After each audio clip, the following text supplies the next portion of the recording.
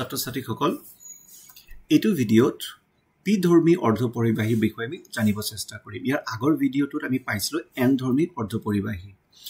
আগৰ দৰেই এটা সিলিকনৰ স্ফটিক ভাবি লোৱা য'ত সিলিকন পৰমাণুবোৰ নিজৰ নিজৰ ঠাইত আছে আৰু সিলিকনৰ যিহেতু চাৰিটা যোজ্যতা মানে তাৰ ভেলেন্সি 4 তেতিয়াহ'লে তাৰ চাৰিটা ইলেক্ট্ৰন বাহিৰত থাকিব আৰু সেই চাৰিটাৰ লগত চাৰিটা বেলেগ সিলিকনৰ লগত হেতুৱে বন্ধনৰ কাৰণে ইয়াৰ অক্টেট 8টা হ'বগে আৰু কি ষ্টেবল হৈ থাকিব।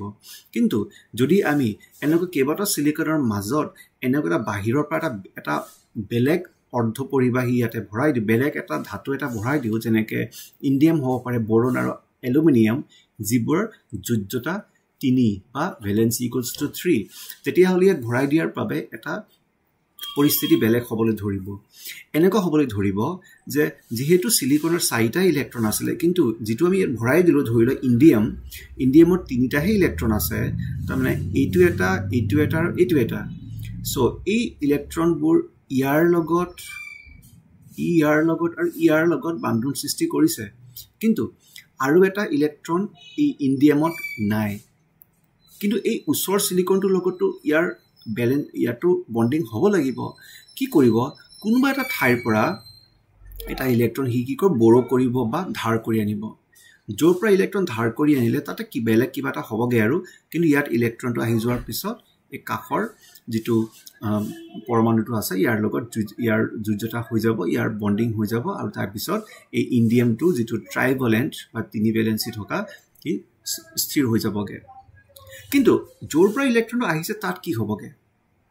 কথাটো আমি এনেকৈ ভাবিব পাৰোঁ যে ধৰি লোৱা সমান মাটি আছে, ঠিক আছে, সমান মাটি আছে, কিন্তু সমান মাটিত তুমি কৰিলা কি, তুমি সমান মাটিত এনেকুৱা এডাল গাঁত কৰি দিলা, মাটি উলিয়াই দিলা, মাটিবোৰ কি হ'ব, ইয়াতে মাটিবোৰ আহি উঠাই থৈ দিলা।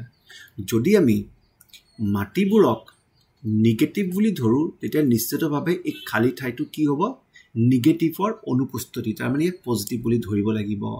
মানে নিগেটিভ মাটিবিলাকৰ অনুপস্থিতিৰ কাৰণে এই গাঁতটো পজিটিভ বুলি ধৰিব লাগিব। তাৰমানে এনেকুৱা কথাটো হ'ব যে তুমি আকৌ মাটিবোৰ লৈ যদি ইয়াতে যদি এনেকৈ পেলাই দিয়া, কি হৈ যাব, আকৌ এনেকৈ সমান হৈ যাবগৈ, তাৰমানে নিউট্ৰেল হৈ যাবগৈ। তাৰমানে তুমি যদি ক'ৰবাৰ পৰা নিগেটিভ উলিয়াই আনা যিটো আগতে নিউট্ৰেল আছিলে, তেতিয়া ইয়াতে এটা ইলেক্ট্ৰনৰ এটা অনুপস্থিতি বা এটা পজিটিভ হৈ যাবগৈ। ঠিক এনেকেই একো নাছিলে, তাৰ পৰা যদি এটা ইলেক্ট্ৰন আহি গ'লগৈ, তেতিয়াহ'লে ইয়াৰ পৰা নিগেটিভ এটা আহি গ'লগৈ, তাৰমানে তাতে এটা ইলেক্ট্ৰনৰ ডেফিচিয়েঞ্চি বা এটা ইলেক্ট্ৰনৰ অনুপস্থিতি হৈ যাব, যিটোক আমি এটা পজিটিভ চাৰ্জৰ আখ্যান দিব পাৰোঁ, এটা পজিটিভ চাৰ্জ বুলি ভাবিব পাৰোঁ, আৰু সেইটোক আমি হোল বুলি ক'ম। হোল ইলেক্ট্ৰনৰ দৰে এটা পজিটিভ চাৰ্জ, কিন্তু ইয়াৰ কোনো বাস্তৱিক কোনো হাৰ্ড বা স্ফেৰিকেল তেনেকুৱা কোনো শ্বেপ নাই, কিন্তু সেইটো এটা ইলেক্ট্ৰনৰ এবচেঞ্চ বুলিয়ে কোৱা হ'ব। যেতিয়া সিলিকন বা জাৰ্মেনিয়ামৰ দৰে চতুৰ্ভুজী অৰ্ধপৰিবাহী, ইণ্ডিয়াম, বৰন আৰু এলুমিনিয়ামৰ দৰে ত্ৰিযুজী অশুদ্ধিৰ সৈতে ডপিং কৰা হয়, তেতিয়া পি-ধৰ্মী অৰ্ধপৰিবাহী পোৱা যায়।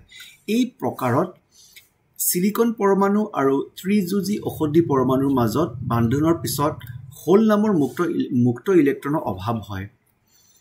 এই ধৰণৰ হোলবোৰ, যিবোৰ ইলেক্ট্ৰনৰ অনুপস্থিতি, কাৰ্যত ধনাত্মক আধান, সংখ্যাগৰিষ্ঠ আধান বাহক, আৰু ইয়াত ইলেক্ট্ৰনবোৰ সংখ্যালঘু আধান বাহক। ইয়াতে চাবা যে প্ৰতিটো ত্ৰিযুজী যিটো মানে ত্ৰিযুজী পৰমাণু, যেনেকৈ ইণ্ডিয়াম বা বৰন বা এলুমিনিয়াম, যিটোৱে আমি কৰোঁ, যিমানটা হয় সিমানটা ইয়াতে এটা ইলেক্ট্ৰনৰ অনুপস্থিতি হৈ থাকিব, মানে এটা হোলৰ উপস্থিতি আহি গৈ থাকিব। যিহেতু হোল এটা পজিটিভ চাৰ্জ বুলি লৈছোঁ, তেতিয়াহ'লে প্ৰত্যেকটো ট্ৰাইভেলেণ্ট বা ত্ৰিযুজী পৰমাণুৰ বাবে একোটা পজিটিভ এটা হোল সৃষ্টি হ'বগৈ। সেই বুলি আমি ইয়াকে পজিটিভ হোৱাৰ কাৰণে ইয়াকে আমি পি-ধৰ্মী বুলি অৰ্ধপৰিবাহী বুলি ক'ব পাৰিছোঁ।